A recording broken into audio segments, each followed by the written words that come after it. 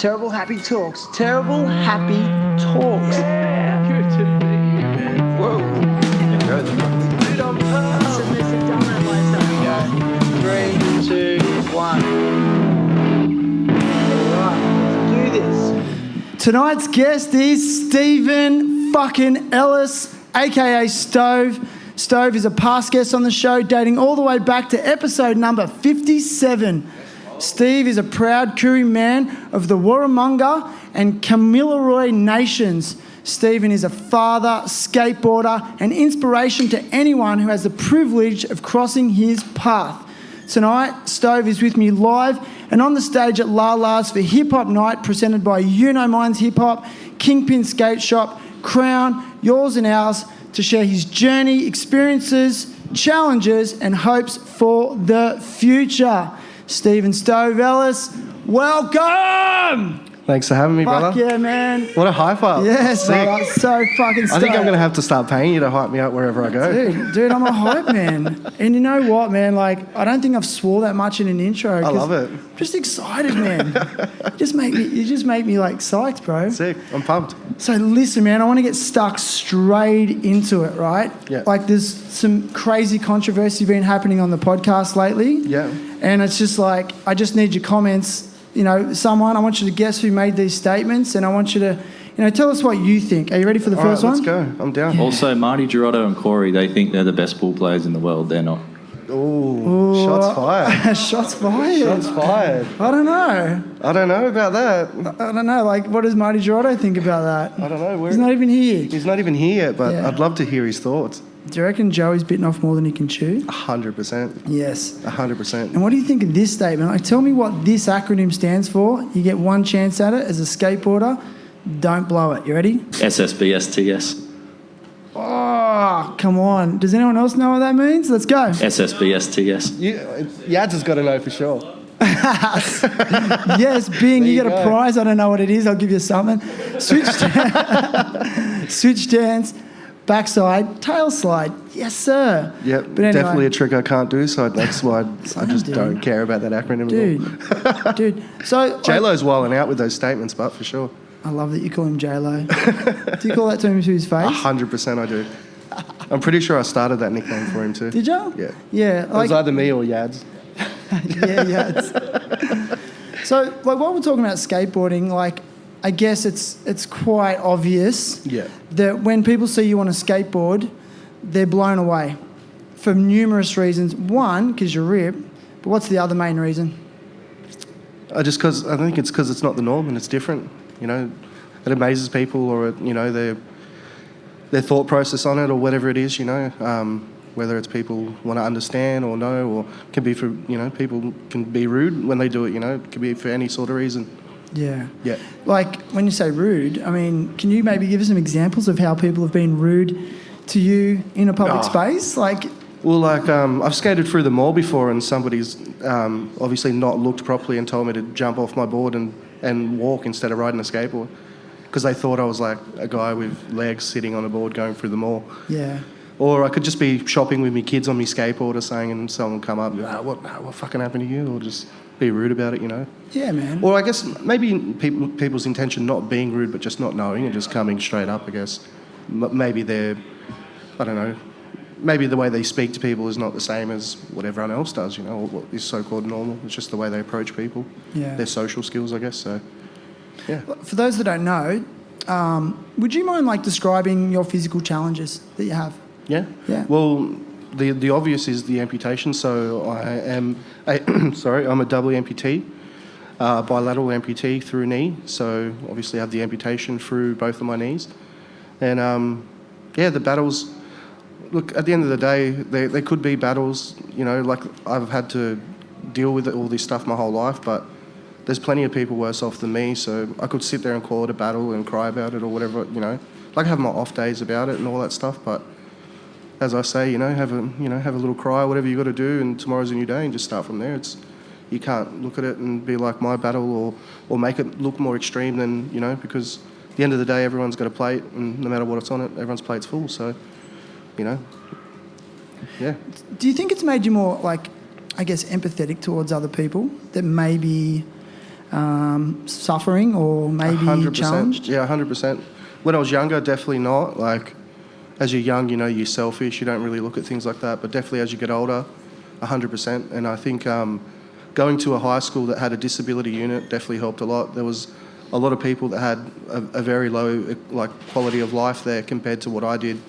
And, at that stage, I used to, kick and scream and complain about my disability and whatnot. And to see those guys the way they were at school, and especially because they were very hard times in my life, and to see, like I said, the low quality of life they had, but yet they were so happy, and they were probably 100% more smarter than me at school and did more well, and they were just killing it, and they were so happy, and it made me realise, I think that started the process of me looking outside the box of things and, trying to grasp that whole reality on things and to not just be, I guess, sort of selfish in a sense and just think that my problem's worse than anyone else's, because we all have problems. Yeah, we do. Oh, yeah. Would you say your life problems have extended beyond your disability? Like, have you had life problems that are maybe harder than actually being physically disabled at times? Yeah, 100%. I have, but like I said, there are no other different, reasons or things that anyone else has gone through, they're just my own, so, yeah. Yeah, man. Yeah, like there's every sort, all sorts of things. Like there could be whether, factoring on because of my disability and making, like, say, for instance, me having to go everywhere, without a car or whatever, or, just everyday things of doing housework by myself or, all sorts of things like that. Getting to and from work or, being a parent and wanting to do certain things with your kids and run around and play and all that. You just got to adapt and, and that's what I'm trying to do. There's no handbook on it. I'm still trying to figure it out myself. So, as we all are, How old were you when you picked up your first skateboard?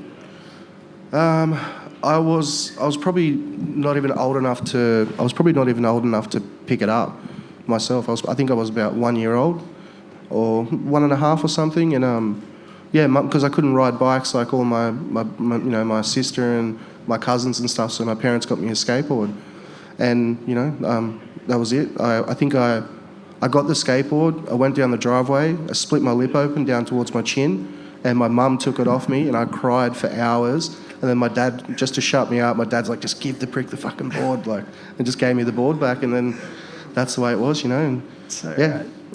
It's so rad. Man, I want to break down your ollie. Yeah. So, ollieing for you is vastly different. Yeah. What's the technique? Break it down. I think it's I don't know. I think it's just a little bit of a huck, if anything. I used to do cannonball ollies and ollie to 50 and all that. And then as I got older and more broken from skateboarding, it just turned into more of a pop, popping out of things. And I don't know, there's guys killing it. There's a guy, his name's Felipe Nunez, and he does kick flips to, front tee, to everything, 50-50s, 5-0s, blunts. KSFSTS? Yeah, all of that bullshit. And I just stayed away from that. I just like skating big ramps and going fast and going down hills and all that shit. I'd rather let the ramp do the ollie for me, do you know what I mean? Nice. So. You like to fly? Yeah, 100%. 100%. That was actually one of my questions. What's your go-to, transitions or ledges? Definitely transition. Definitely transitional hills. Yeah. Sick, man. But I haven't done it in a while. Last time I bombed a hill, which is probably my favourite thing. Obviously I love skating training more than anything, but my favourite is probably bombing hills just because it makes you feel alive. And it's if you stack, you're done. Last time we actually bombed a hill, it was me, Granny, and RIP to Head, do you know what I mean? And we bombed a hill at, what hill was that? Mount Pleasant. Mount Pleasant, yeah, Mount Pleasant, and it was gnarly. I'm pretty sure I didn't do the top of the big hill like everyone else did. Our friend Seiji just ate shit, which I put that on my Instagram. So if anyone wants to have a look at it, it's probably from about 2.5 years ago or so. Yeah, it's 2.5 years ago. Yeah, so if anyone wants to see a gnarly slam, go on my Instagram and have a look because he eats shit, and it's insane. But yeah, we all bombed a hill together, and then Coffin bombed one of the hills, and it was insane. It was a wild day. I love it, man. Brings back so much memories, and I love that shit, I love it to death. Going fast. But not just that, it was with the boys. That's the best thing about it. We had such a good crew, and that's what it's about, having fun. Growing up, what did skateboarding do for you socially? Man, it was, it's funny now because I'm older, I'm nearly 31. Back in the day, I didn't look at it anything like that. I just did it, it was my way of life. I didn't even look at it as a way of life, I just did it every day.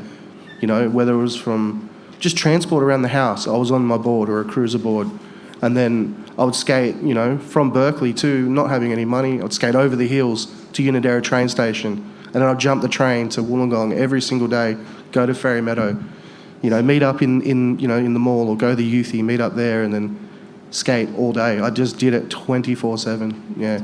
Would you say like your skate friends became family? 100%. And yeah, even just from, you know, everything now and with the event tonight, and there's a lot of people that, you know, are going to come, there's a lot of people that can't make it, but my extended family and friends that I have from skating now, it's probably the one thing, even with, you know, talking about my disability, it's the one thing that's kept me grounded the whole time because, yeah, you know, like I said, there's always someone worse around the corner, and some people don't have anyone, but, you know, I might have, you know, my disability, and you can look at that as a downer, but then look at it the other way. It's like how many friends I have and all the love and support I get, you know, every day.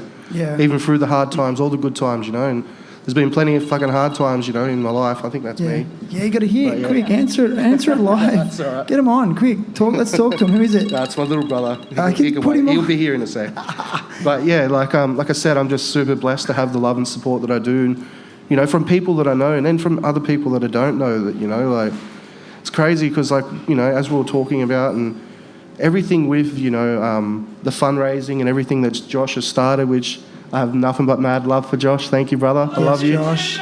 You know, Yes, but Josh. just everyone getting behind it, because for so long, like, a lot of my friends and that would say, you know, let's get this, let's get a GoFundMe going and all this. And I think me just, you know, I don't know whether it was my ego or whatever it was, but I was just like, I was not about it for a long time. And then, you know, going through mental health and all that other, you know, garbage, and I just think I just got to the realisation, I was like, maybe I do need a hand. And that's when Jared and my little brother started this, and they started to GoFundMe, and we've had multiple events, and big shout out to Lalala's too, for this is the second event now that they put on, you know, which is Nice, nothing but love for Lalala. these guys.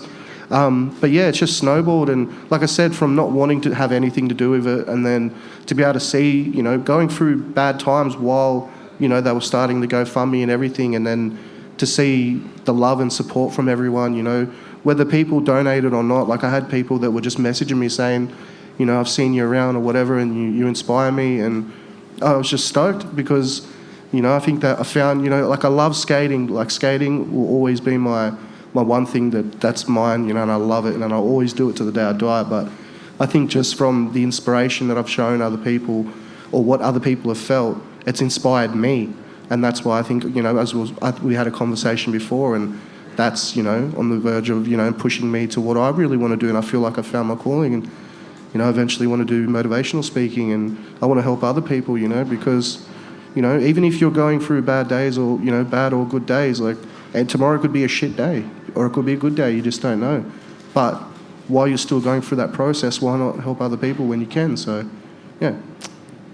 Play the cards you dealt. 100%. Why not? You know, we have one life, so why not do it? You know, if they're the cards you dealt, you've got to make the most of it. So, Fuck yes. but it's taken me a long time to see that, you know. So, Yeah, you mentioned before, like, when the GoFundMe was started, you said you were going through some hard times. yeah.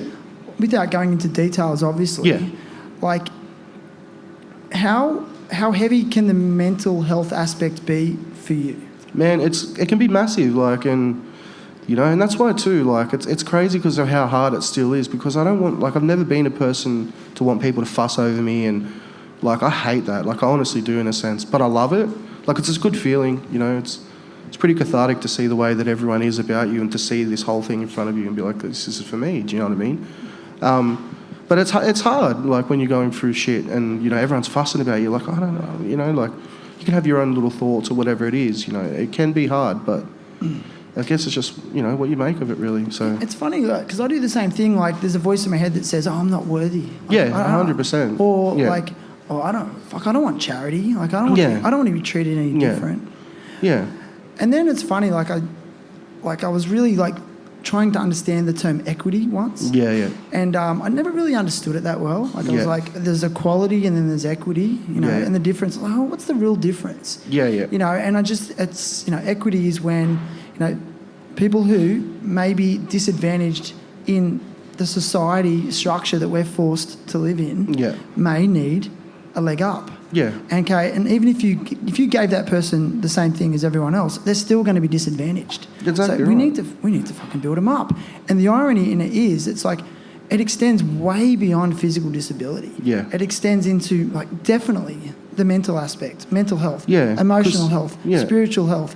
People are broken in Yeah. all those other areas as well. Yeah. But we seem to think that it's only limited to the physical. Yeah, well, 100%. Because even going back onto your last question, what you said, it's like, what are the struggles from it? Like even in my own story,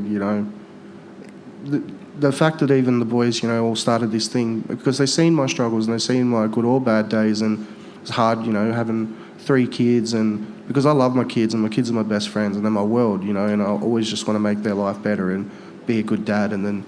It's hard because, I have to go do shopping and stuff like that on the weekends before they come, or, we have to go to and from wherever we go, and then I'm started working and stuff too, and then I've got to work and, all this other shit, getting to and from without a car and relying on people, which, I'm so grateful, but I hate relying on people.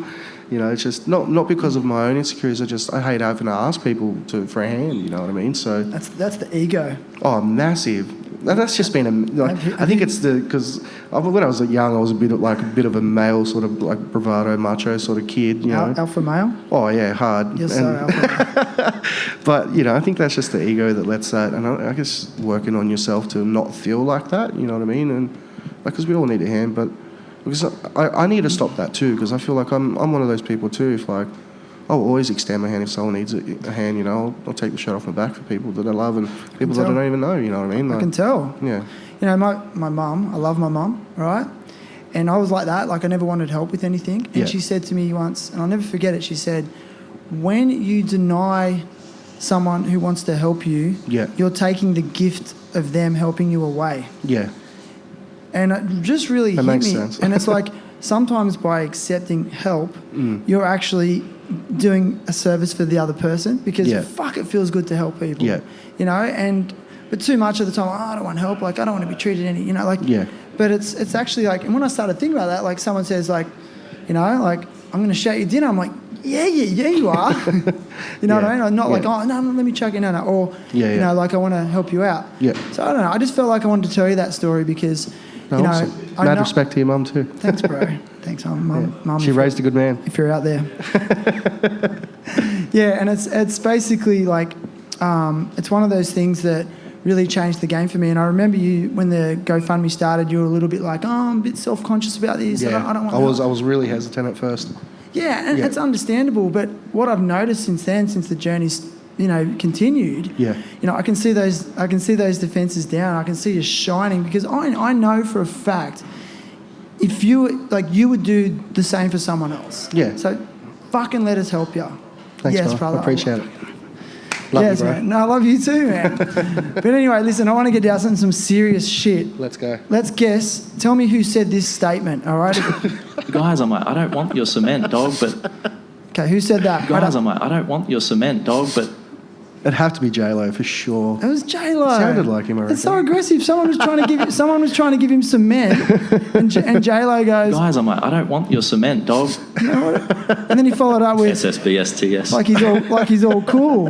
And then Also, Marty Girotto and Koori, they think they're the best pool players in the world. I can't believe he Oh, said I reckon that. he's going to hate this, eh? Dude, I hope he does. He needs to put it in his place, man. 100%. He's going to hate this. Poor He guy. can just go and drift himself Love up. you, Joey. It wasn't my idea. It was definitely all No, Shannon. it was. No, you told me to do that. You told me to do that. So listen, a few other things I want to talk about. So you grew up in Berkeley. Yep. Okay. And then you obviously went to high school there.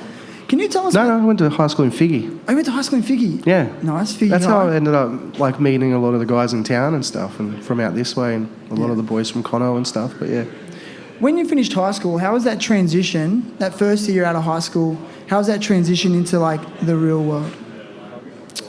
it was hard. I was just on my own wave. I was just, I was young. All I wanted to do was skate, and so all I did was skate, and I was just like a rebel. I hated school. I just had my own growing to do, which I didn't see at the time, but I just had to grow myself, and I went down a path of just drinking and partying and being a dickhead for years. And I don't believe it. you got to believe it. It's factual. But I just I didn't really think of much. I just, I was dealing with my own issues, my own family issues, my own disability, and all my own battles, and I just didn't look at it any sort of way. I just did my own thing, and I'm sorry. I'm definitely 100% a different person to what I was. I just didn't see life the way I did, and that's just being young. You don't want to listen to what anyone's got to say. It's just unfortunate, but it takes time, and it definitely comes with age. And I definitely don't have anything on lock or cracked or sorted out. I'm still figuring it out, but Like, what about employment opportunities? Like, how did they pan out? Oh, in man, the early days, like what does that look very like? hard. What does that look like? Very hard. Like, like I've told some people and they haven't believed me, but like, especially back then too, like, mid 2000s to late 2000s, like, in a sense, that's just the way it is, whether people want to acknowledge it or not. But when you do rock up to an interview, or if someone does read your resume and they see that you, because I always put that I have a disability and all that stuff. I'm not going to lie about it. Like, I don't want to just, hey, surprise, rock up to the interview and show that I'm an amputee for a job that I may not be able to even do. So, but I think people's perception might just think you're a write-off straight away, and or be like, that we don't want to deal with the legalities of this or the OH&S of this, and that was the big factor, because I'm not someone, and there's nothing bad against it, and there's no one against it, because I know a lot of people that do a lot of, desk jobs and all that stuff, which is nothing wrong with it. But it's just, for me personally, I can't sit behind, like, I don't have the attention span. Like, if I sit behind a computer all day doing something that I'm not passionate about, I'm going to fall asleep. You know what I mean? And so I was always good at building things, and I was always good at my hands, I think it's just my genetics too. My whole family from both sides are workers, and we use our hands, and I'd always want to try to do a bit more physical jobs, whatever it was, but as long as I was using my hands, I'd be happy. But like I said, legalities and OH&S and everything stopped. It like hindered a lot, and a lot of people wouldn't want to, I guess, so to speak, put their neck on the line for me. So I'd always, fail when it would come to looking for employment and stuff like that. So I'd just do my own thing and be stupid and just carry on and party and sell bud and stuff like that, Like, I had to make money somehow. It's a good way to make money. Why not? But yeah, just a young kid just being stupid. Like, I just wanted to do my own thing, and I didn't look at the big picture for a long time. It wasn't because I was a younger dad, and once I had kids and stuff, I think that changed my perspective on everything, So, like, when you were going for these like job opportunities and stuff, did you feel discriminated against? 100%. It would emotionally fucking wreck me that much that I stopped for years looking for work because of that reason, and my self-worth level just went down very low, and I was already in a dark place at that for a long time, because I think I'd always just look at life the wrong way, and especially having the disability, I'd always look at it and be like, why me? Why'd this happen to me? Like, why did it have to be me? And I'd be like, there's all these other fucking people that don't care about life, or they just, or whatever, whatever the fuck they were doing, and I'd be like, why is it me or not this person, or what made me different, or I'd blame, and unfortunately, I hate to say it, but I'd blame my parents, and be like, I never fucking asked to be born, and all this shit, you know what I mean? And but it was just it was because when I was young, I used to have a lot of anger issues and stuff like that, but only because I just didn't know how to express myself, and I had all these tanked up fucking emotions and ego and everything, and it would just bottle up, and then I'd just crack, you know what I mean, every time. So, but I didn't know how to express myself, and unfortunately, like, I love my dad, me and my dad have a good relationship now, but didn't have dad then, and it was just mum, and mum was struggling, and I didn't have that male role model in my life to be like, fucking wake up to yourself, like, and steer me in the right way, which I had like uncles and stuff, my Uncle Tony and like my Uncle Pat and Uncle Pete, everyone, and I had good cousins that were older that were, but I just didn't want to listen to anyone at that stage. I just wanted to do my own thing, and, like I said, I just didn't have that strong sort of male role model in my life to help push that, How do you manage anger? Man, if only everyone knew. I mean, man, I still struggle with trying to express it, you know what I mean? I try my best, and I crack here and there, but just patience, man. Like I said, and it's hard because the older you get, the more it comes, but just patience. Like, I still have my down days and fight with my ex-partner, which I hate, and whatnot, or I just get the shits with something that's not going my way, or, you know, say if I fucking got to get to work and it's raining and I don't have a lift, or, you know, whatever the fuck it is. Like, it's just, I don't know. It's about, I don't know. It's hard to explain because I don't really know it, but I mean, it's just, as we all know, it's like that's our own journey, trying to deal with our own anger, or even if we're not angry, just our own bullshit or our own crap that we're dealing with in life. Yeah. You know? Yeah, because like I just think for a lot of men, like we have testosterone. Yeah. Like we need to learn to manage that testosterone shot that we get when we feel heated. Yeah. And I think, you know, a lot of men don't know how to manage it, and then the consequences can then change the course of the rest of their life. If I have any advice, go have a J, and then a lot of that testosterone goes away. That's so true. Go have a J session. But it's illegal. It goes away. But that's illegal. No, not weed. I mean, like, Jane it. Like, what do you... I don't know, man. What is it? What do you mean? What? everyone knows what I mean. Oh. Yeah. That's my advice if you have too much testosterone. Yeah, okay. Yeah. Fuck, I'm sorry, I didn't get it. I'm so innocent. I don't do that. Definitely I don't do that. No, that's true. It's funny too, because like that's like I tried to PC it as much as I can, but PC I'm it. pretty fucking raw and I'm a bit of a degenerate. But it's hard when I go on this because I don't want to, you know. But I kind of just want to be me too while I'm at it. So That's why we love you. thanks, bro. I appreciate it. It's true. Like, you know, authenticity is key, man, and that's Yeah. also your strength.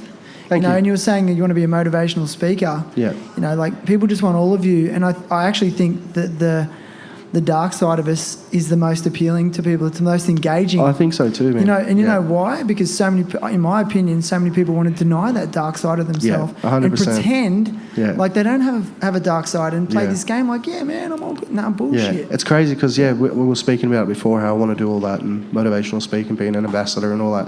But on my bucket list, so I have a little bucket list that like, and this is, Let's go. I think the only other person go. that knows is my mum and my dad. But on my bucket list, which it's not something for when I get really old or whatever, it's like I want to do soon. I want to do like a set of being like a stand-up comic.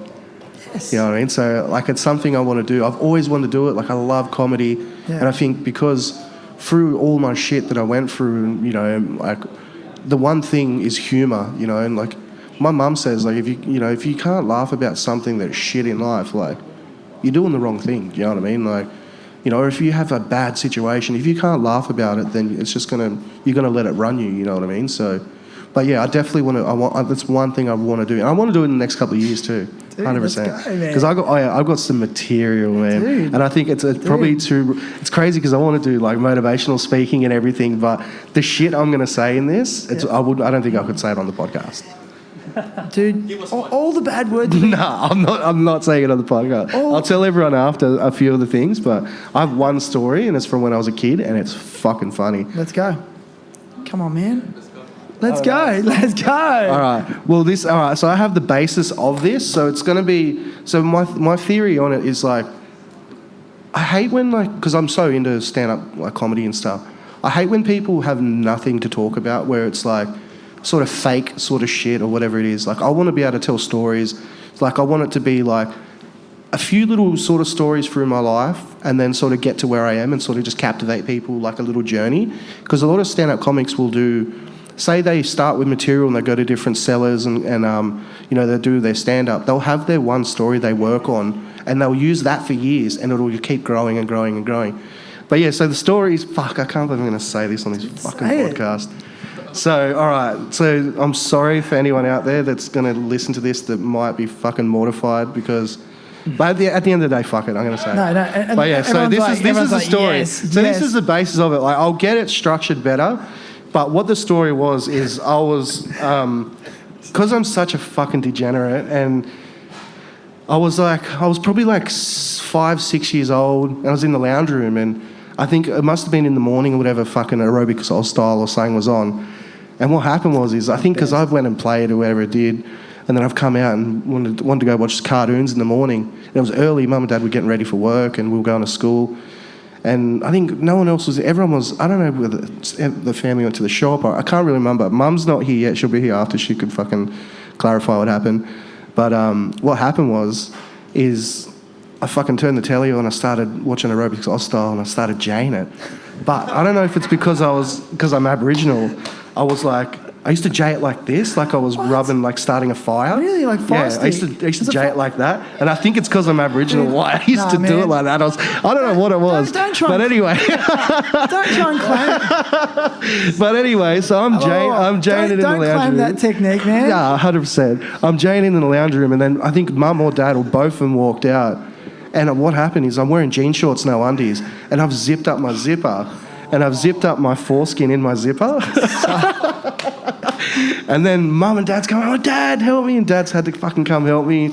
And then what happened is they had to fucking stitch it up. It was that bad, and it ended up blocking up and all that shit, and I'd piss around a corner, and it just closed. It ended up closing up, and that's the story of why I'm circumcised. Guys, I don't want your cement, dog, but like, You know what Joey reckons? guys, I fucking hate you your cement. for making me say that story. Fuck. Because I usually say that when I'm like a couple of beers deep. I'm fucking sober. What do you mean you're Hey, sober? there's my brother here too. Yes, sir. Bro.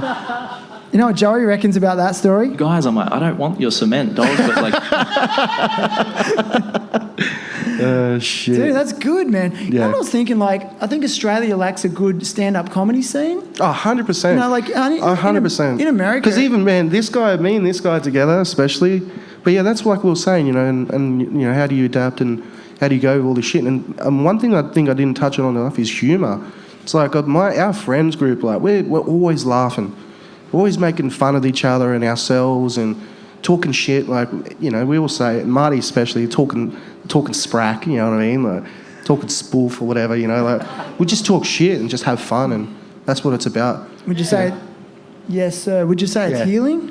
100%. You know, 100%. Like. Why?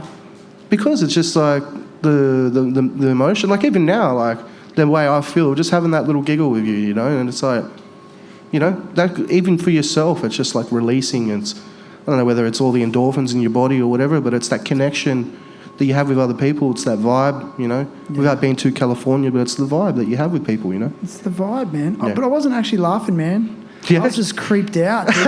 Fuck the off. visuals, the visuals were so bad.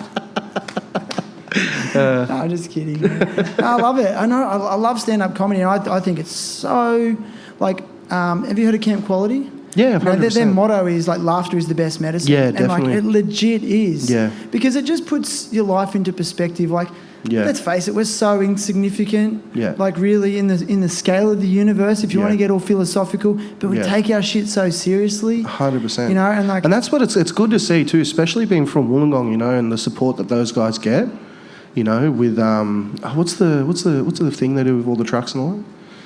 They do it every year. the convoy. Yeah, the convoy, Camp that's Quality right. Yeah. Man, like even that, like it honestly brings a tear to my eye when I see that, you know. And my old boy does that every year and goes on the ride, and I have friends that do the ride and all that, and you know, everyone takes their kids to the highways and watches that, and you know, and you hear about the millions of dollars that they, you know, make, you know, that they get for that, you know, and it's for such a good cause, and it's a whole community. People don't even know each other, and everyone stands for it, you know, and it's good to see. Like shit like that, that's amazing. Like, you know.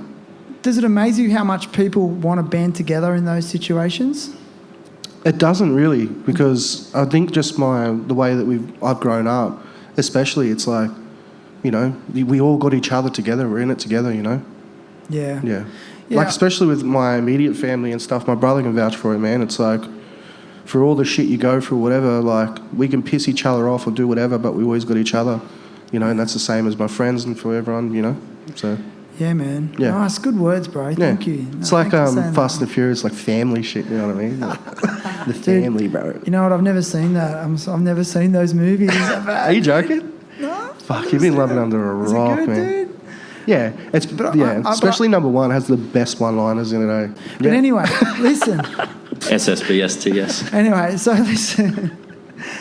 Yeah, and anyway, so I want to talk about your kids a little bit, if you don't mind. 100%, So you got yeah. 3 rad kids. Three dude. beautiful kids, man. I'm lucky, man. What did parenthood do? Okay, how did parenthood change you? Man, it didn't just change me. It's like it's forever changing. You know what I mean? Like I'm still figuring it out. I'm still making mistakes. I'm still doing good things. You know, but it's always gonna change. Especially with age of them. You know, everything's gonna be different the whole way through. You know, so. It's a ride now. It's not just about me anymore. It's about them. So it'll never stop changing. It's just a constant, continuous thing. Yeah. If you don't mind me asking, like, what phase are you in? Are your kids like sort of late teen? No, they're not teens yet, are they? No. So They're 10, 8 twins. and 6. So 10 and 6. they're all in the same school together. So, you know, but they're all at a good age now. Like I love them when they're babies and all that, but they're at that age now we can go have fun and go swim and go to the beach and, you know, and I think too, more so like it's because I got the 3. My youngest is getting to the age now where I don't have to just be 24/7 care if we go to a family gathering or something. You know, because it's hard looking after the other 2 running around, and then I've got the young one that's got, you know, you've got to be there constantly. But now they're just going to all run crazy and have fun. It's sick. Yeah, man. It's more chill for me. I love it. Yeah. I mean, okay, again, like with your, I guess, the challenges that you face, Yeah. how do you think your children adapt to it? Man, I just think as much as I can help them and inspire them to kind of just be like, you know, what I strive to be is like a chameleon and just, you know, roll with the punches and try to just mould myself to what's going on around me. I try to instill in them. And I think talking is a massive thing, you know. I always just try to talk to them about things. And even if, you know, whether it was, you know, me and my ex have had an argument around them or whatever, or they get in trouble or whatever, like I won't just, you know, yell and say whatever. Like I talk to them about things. It's like me. Like how I would hate it if I did something wrong and someone's like, "Oh, you fucking idiot," just yelling at me. I'm not going to learn. I'm just going to resent that person. I'm going to hate them. So. Would you say that you put things in context? 100%. You got to, because they got to understand somehow. And like I said, they're my best friends. Like we talk about everything. Yeah. You know, and it's good too. Like even every time they're over on the weekends and stuff, like we all sleep in the lounge room and bunk up, and you know, we all sleep on the lounges and bring the mattresses out, and we always just have that time together, and we always talk about things in those times. You know, they're the special moments that I have all the time with them. And when shit gets hard, which it does, you know, all the time, it's just my ongoing shit and dealing with mental health and my disability and whatever it is, whatever the bullshit is. But it's the one thing. It's one of the things in life that I hold dearly. Just having that with them, you know, having that bond and that connection, you know. Like once again, I love the fact that you openly say that you deal with your mental health. Yeah, cheers. Like, and I'm just starting to notice a real shift in the paradigm or the culture of our country. No, I appreciate that, man. Hey, I really do, because I didn't really do that for a long time, man. I fucking hid it and did everything I could do to say, no, I don't have like mental health issues or whatever. But it's like, I think it's like people hear that word and they think that you're fucked, or you'd be like, I don't know, they stray away from it. But it's like mental health doesn't have to mean that you're just depressed and down every single day. It's just your battles and all that type of shit that you deal with yourself, and whether it's, you know, good days or bad days, your depression that you might get, you know, you might not have it for months, and then something can happen and it'll happen again. Doesn't mean that you can't do anything and function through the day, you know what I mean? It's just, and especially as men too, you know, and not just, you know, and for everyone in general, but I mean for men, you know, having friends, you know, committed suicide, multiple friends and all that stuff, and that's why, you know, we're talking about how I want to do motivational speaking, and I want to give back to that, you know, and especially for men, because I feel like there's no handbook on it, you know, especially for men. It's like it's hard for everyone to deal with their own shit that they go through, because I know I've done that, so have we all. So that's why I want to do that, to be able to help and talk about this shit and help each other out. Like I said, it's about each other. If the world was like that, it'd be a better place. If it was about, you know, what you can give rather than what you can take, because everyone's giving something, and it doesn't have to be materialistic, but if you're giving yourself to someone, and everyone does that, we're all fucking happy. Yeah. You know, happy fucking days.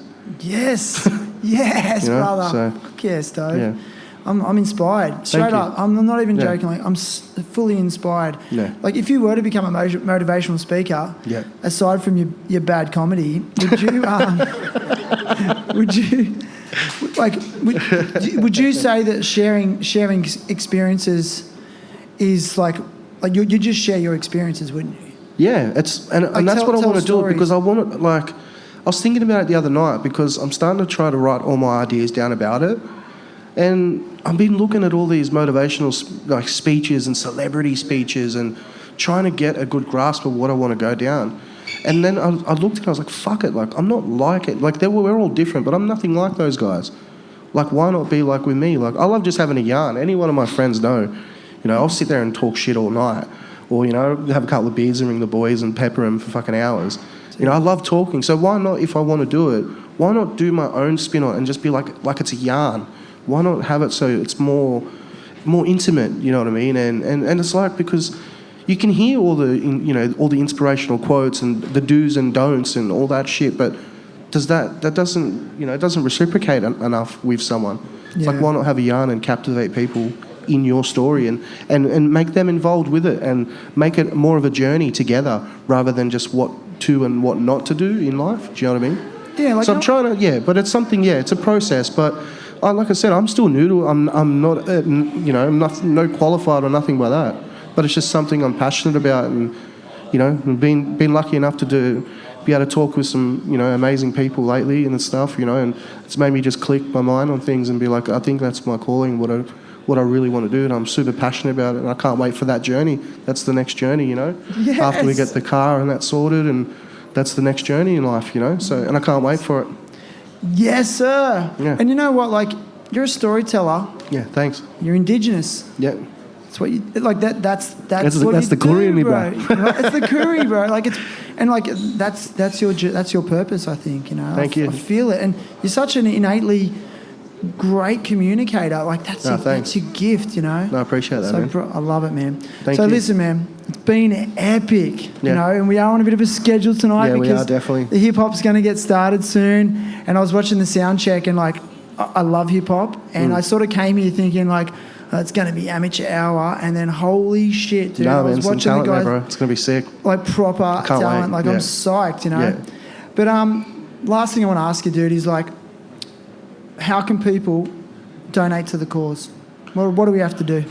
Well, there's the GoFundMe page and all that stuff, and that's about it, really, man. There's the fundraiser tonight and the GoFundMe, and like I said, we were talking about all that before. I didn't want it to be too much of a big thing, but yeah, the GoFundMe page, which is on my Instagram, and it's been shared multiple times. If I can share it on even to you guys or whatever, and on the GoFundMe. That's Sick. it. And I'll put a link to that. There's a link to that in this show's show notes if you scroll down. Yep.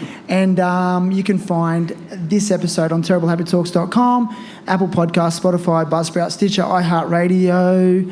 Subscribe, all that shit.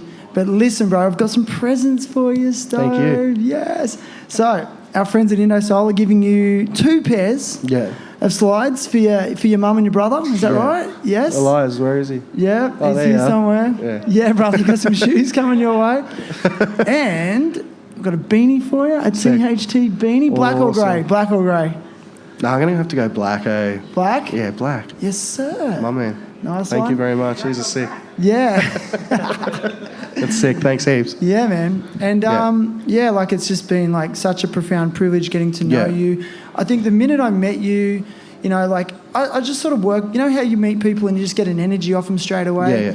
Yeah. I felt it just as everyone else does. That 100%. I could fully agree, man. Like I said, like I was, even when I got hit up about it, like I'm new to all this shit too. You know what I mean? And being able to talk about it and express myself. And at first, I was really skeptical about it. You know what I mean? Like, honestly. Yeah. But then I got to meet you, and like, you're a legend yourself, man. Thanks, That's why your podcast is so good. That's why you get such good chats, because what you bring to the table. Like, you made me open up a lot too, and I'm psyched for that. And dude, snowboard, and look at everything that's happening now. I know, but it's sick. You fucking scarred me with the fucking rubbing the sticks together. Mate, imagine how my mum and dad feel. Your dad will be proud of you. Yeah, he was pretty fucking proud. Your mum, not so much. Nah. About that one. No, anyway. actually, mum's raw, man. She still laughs about it. We actually spoke about it the other day on the way home from work. About what? That yeah, incident? that story, because I was telling her about how I told my mates about it. Yeah. She's just like, you're a fucking idiot. Like, trust me, she's raw, man. Dude. That's where I get it from, eh? From mum. Oh, Yeah, man. definitely. Well, let's give it up for Stephen Stove Ellis, Thank everyone. you. Thanks. Thank you. Yes. Much sir. love, everyone. And I just want to say a massive thank you to Lalala again for putting on the event here. Yeah, and for and to sure. Josh and to all the acts tonight. Massive love, and thanks for everyone. Thanks everyone for coming. Yeah, man. Thank you. Fuck yeah. And just one, I've got to do this one more time. SSBSTS. Guys, I don't want your cement, dog. But also, Marty Girotto and Koori, he's gonna be think so they're the best off pool players in the world. Okay, that's going in the podcast. Love you, It's brother. there. It's locked Let's in. go. Let's fucking listen to some hip hop. You know minds. Fuck you guys yeah. are awesome. Peace, bro. Well done, Josh, and well done. And let's have a mad night.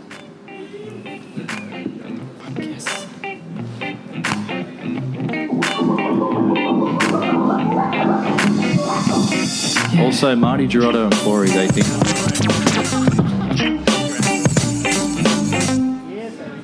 Fuck yeah.